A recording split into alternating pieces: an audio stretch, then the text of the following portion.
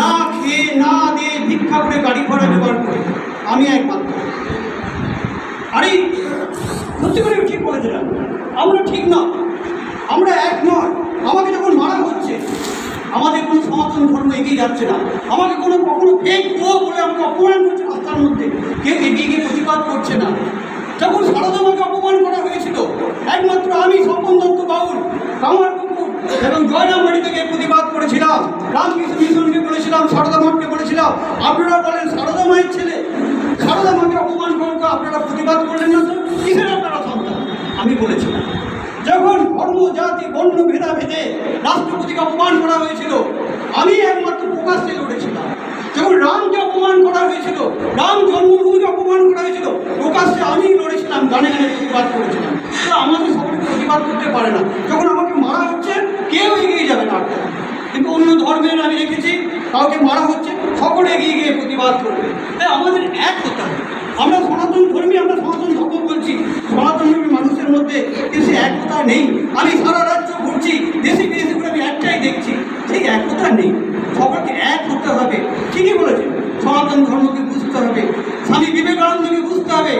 কেউ তো শান্তির বার্তা দেয় না, আমি বিবেকানন্দ দিয়ে এসেছি। সবাই তো নিজের গুণ গিয়ে বেড়ায়, তাকে বুঝতে হবে, তবেই কিন্তু শান্তি আসবে। হিন্দু ধর্মটা কি, সনাতন ধর্ম আদি অনন্ত, তাকে ভাবতে হবে। সকলের পাশে দাঁড়াতে হবে, প্রতিবাদ করতে শিখতে হবে। ভয় পেয়ে গেলে হবে না। আমি রাষ্ট্রপতি শিল্পী, আমি একজোড়া পল্টনে পুরস্কার পেয়েছি, সম্মান হয়েছি, আমি কাউকে ভয় খাই না। আমার দুটো খাবার জোটে না বাবা, কতদিন শান্তির বার্তা দিয়ে বেড়াচ্ছি, 2.5 মাস ধরে কখনো খেতে পাই না, তবু শান্তির বার্তা দিয়ে বেড়াচ্ছি। তাই সাধু সন্তদের কত কষ্ট, কি তাদের দুরবস্থা, ধর্মকে অপমান, তার বিরুদ্ধে আমি 2-4টি লাইন এগুলো তৈরি করেছি। কালকে আমি খবর পেলাম এখানে আসতে হবে, আগে থেকে কয়েকদিন ছিলাম, আমি একতারা পড়েও আনিনি, ভুল হলে ক্ষমা করবেন। হ্যালো হ্যালো, হয় রে কলিকাল, সাধু সন্তদের অপমান, ধর্মকে অপমান, একই দুর্দশা। এখানে সাধু সন্তদের ধর্মকে অপমান করে যে ঘটনা ঘটানো হলো, এই লজ্জাজনক কত নারী,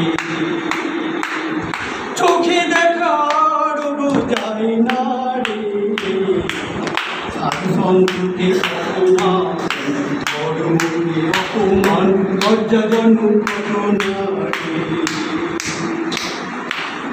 এখানে সাধু সন্তকে অপমান করা হয়, এখানে যারা অসাধু চোর ডাকাত তাদের সম্মান দিয়ে সোনার মুকুট পরানো হবে রে। যারা অসাধু, যারা চোর ডাকাত, তারা পুরস্কার পায় রাজ সিংহাসনে বসে।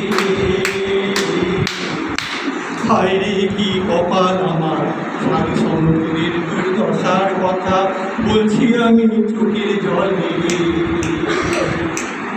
সর্বধর্ম সমন্বয়ের দেশ আমার ভারতবর্ষ রে, কেন ধর্মকে অপমান করে, সাধু সন্তকে অপমান করে কেউ কলুষিত করবে রে?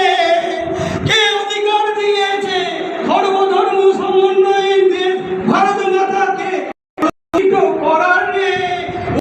কেউ করে না, তাই এত সাহস বেড়ে যায়। কোন সনাতনী এগিয়ে আসে না, তারা রুখে দাঁড়ায় না, তাই তো সাধু সন্তদের উপর আমার আক্রমণ করে।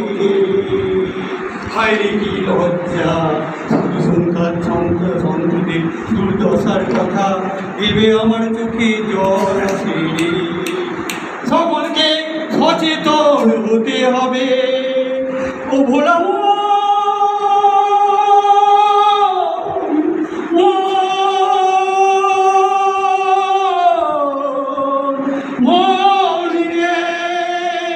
সনাতনীদের সকলকে সচেতন হতে হবে। হিন্দু ধর্ম যারা বলছেন আমরা হিন্দু, আপনাদের সচেতন হতে হবে। সনাতন ধর্মকে অপমান করতে না পারে, কেউ সাধু সন্তদের অপমান করতে না পারে। আমি যেখানে শান্তির বার্তা দিয়ে বেড়াই, সেখানে আমার রাজ্যে সনাতন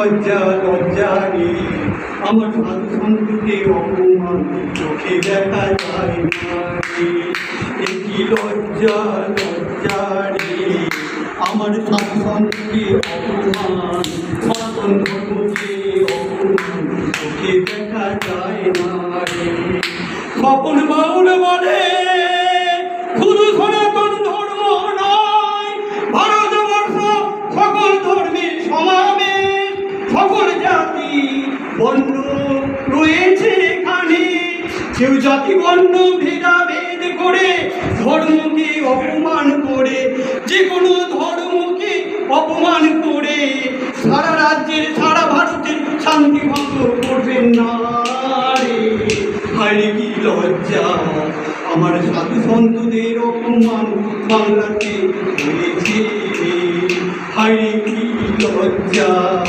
আমার সনাতন ধর্মকে বাংলা অপমান করেছে।